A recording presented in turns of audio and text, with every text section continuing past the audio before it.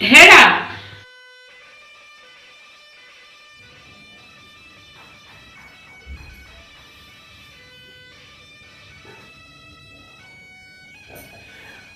পিঠা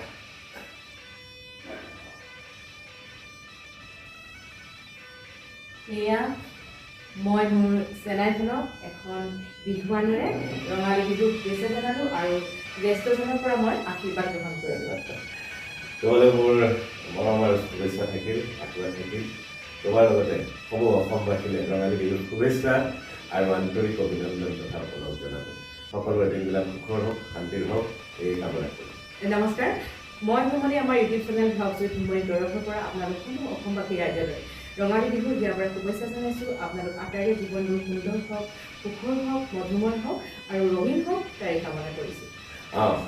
আপোনালোকে কিন্তু পাহৰি নাযাব, ভ্লগছ উইথ ভ্ৰমণী চাই থাকিব, সদায় চাব। ধন্যবাদ। ধন্যবাদ।